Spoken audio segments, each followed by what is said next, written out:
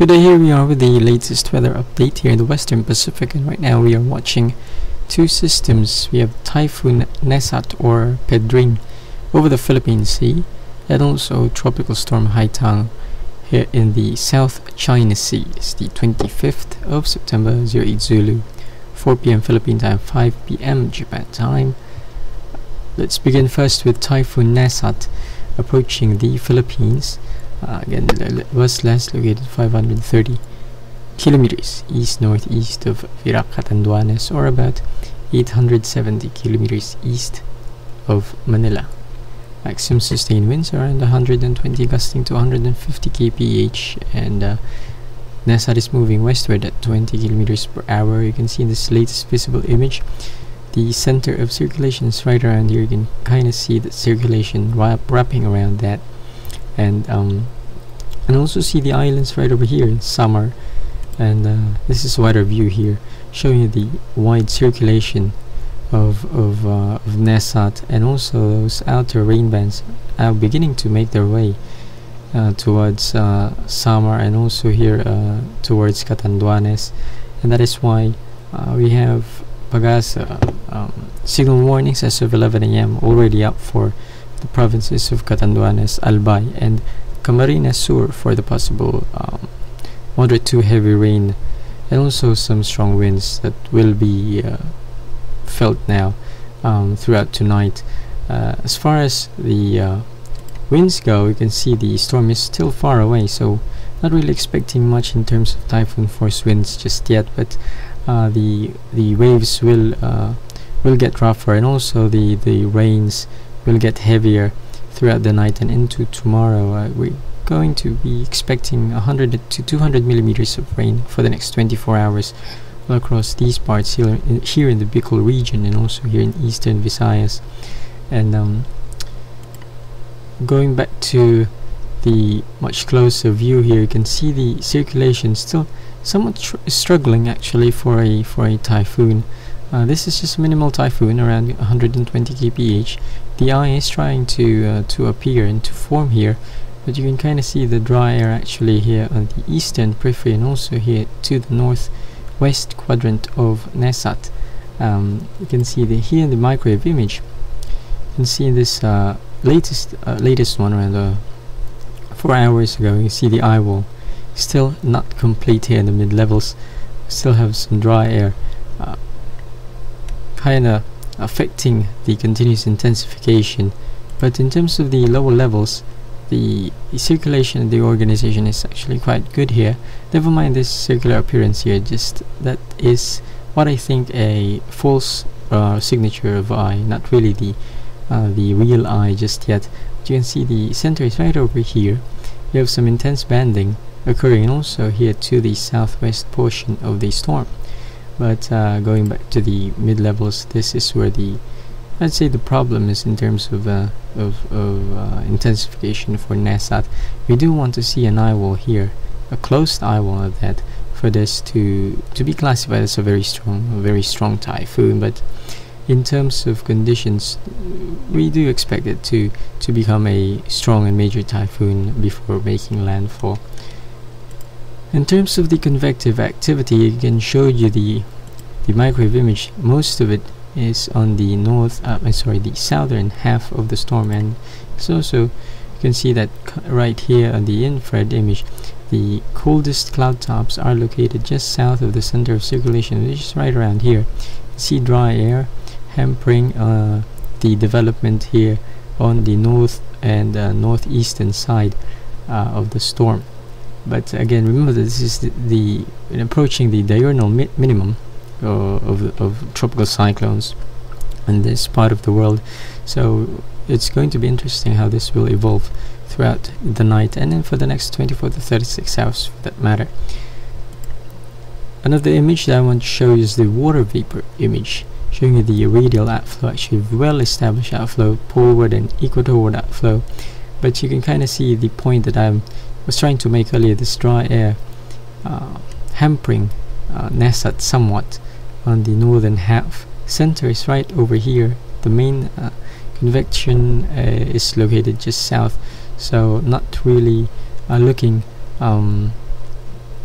that well structured yet, but as I said, the waters are very warm over here in the Philippine Sea, and the ocean heat content, more importantly, is also very high east of the Philippines, and as you can see, it still has over 48 hours of Philippine Sea to go, of traversing throughout the open waters before landfall, you can see. And also wind shear in this area is quite low to moderate, around 10 to 15 knots, I would say, so not really that detrimental for continued intensification.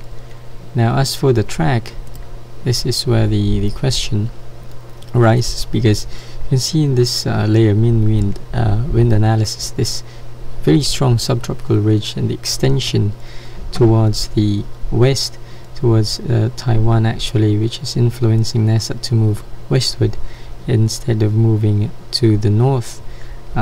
So the general forecast is for it to continue moving westward, perhaps eventually making landfall here in eastern Luzon. And computer models are very in good agreement actually with that scenario. Just some outliers here, like the CMC not shown here actually, which takes it to the north, but the overall models showing it tracking near the Isabela or Aurora provinces by Tuesday morning.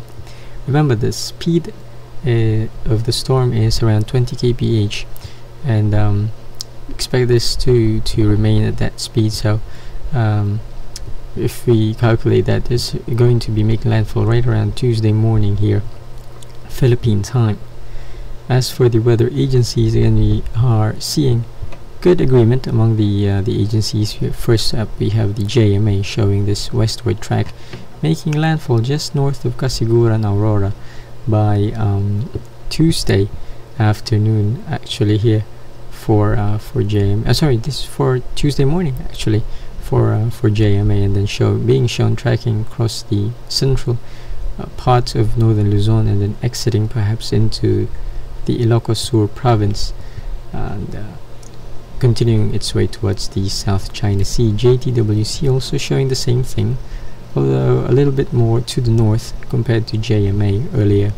And you can also see in this JTWC forecast the peak intensity is just below super typhoon strength, so they are very aggressive in terms of intensity forecasts from JTWC, peaking right around Cat 3 or maybe Cat 4 typhoon before landfall here in Aurora Isabela border by Tuesday morning Philippine time, and then making its way across Luzon, perhaps weakening into a typhoon, into Category 1 typhoon, but maintaining the typhoon intensity all throughout, going across South China Sea, and perhaps making second landfall just west of Taiwan, west of Hong Kong, which is something we'll have to watch by next week certainly.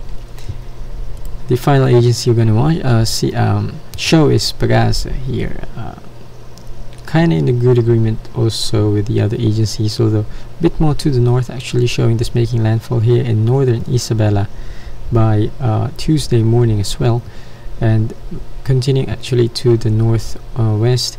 Pagasa is more on the eastern side of the forecast guidance among the agencies. You can see JMA and JTWC showing this continuing to the west, while Pagasa is taking Pedring or Nesat to the northwest towards Hong Kong actually. So still some differences on the long range forecast from weather agency, which is expected at this time, but the overall consensus and the overall idea is that this will make landfall across eastern Luzon by Tuesday morning. So something to keep in mind, and if you do live along these areas, to definitely prepare now, listen to your weather agencies, and also official warnings for evacuations and all that, and also marine warnings. Have to remember this is quite a large storm, and the wave heights all across the eastern seaboard will definitely ramp up for the next 3 to 5 days. So boating should be discouraged across these areas there. Now moving on to the other storm, we have Tropical Storm Haitang here in the South China Sea, just southeast of Hainan. You can see the partially exposed circulation center. Actually, you see the location also 490 kilometers east-northeast of Da Nang here in Vietnam. It's right over here. Extreme sustained winds at 65 gusting to 90 kph, so just a minimal tropical storm, and it's currently moving northward at 10 kilometers per hour. Showing you the infrared image here, showing the blow up of convection that is observed over the past 3 hours. Very cold cloud tops that is sheared just to the west of the center of circulation, which is right over here, and you can see it affecting just south of Hanoi. It's just south of Hainan, and also showing you the radar image from the CMA. The majority of heavy rain is actually just offshore of Hainan, and we do expect these rains to begin moving northwestward and could approach the southern half of Hainan beginning tonight and into tomorrow. As for the forecast, we have generally good agreement among models and agencies. We have JMA here showing this to begin turning to the west now and perhaps making landfall here in Vietnam by Tuesday afternoon, approximately around 400 kilometers south of Hanoi perhaps. And then JTWC also showing the same idea, and strengthening to a tropical storm before turning to the west, tracking just south of Hainan by tomorrow, and then again making landfall here in Vietnam, again for approximately around 400 kilometers south of Hanoi by Tuesday afternoon, and then continuing on its way towards Laos, perhaps a tropical depression by that time. In terms of intensity, we're not really expecting that much of intensification. The wind shear is around 20 to 25 knots, so not going to be helping that much. And but the main problem that Haitang will bring is the heavy rains. As you all know, Indochina has actually received very large amounts of rains over the past few weeks now, and this will only add insult to injury here across these parts of Asia. So yeah, the main problem is the rain, perhaps around 200 to 500 millimeters. We'll have to iron that out. Just stay with us here for the latest updates on that. But in terms of winds, we're really expecting that much destructive winds for this storm. So that is the update for today. We'll probably have another update tomorrow for the tropics. Just keep on tuning here in Western Pacific Weather, and also Sagitnanang Bagyo blogspot.com for the latest updates, and also Rob Center 1 is also making video updates for these two systems right here, and also 28 storms for those of you who wants to know more about the Atlantic Basin. Right now, you're actually watching several systems here as well in the United States. So if you want, you can tune in also as well to 28storms.com for the latest updates there as well. So until our next update tomorrow, stay safe out there, especially those of you who are in the northeastern part of the Philippines, particularly in Luzon. Until our next update, stay safe there. Bye.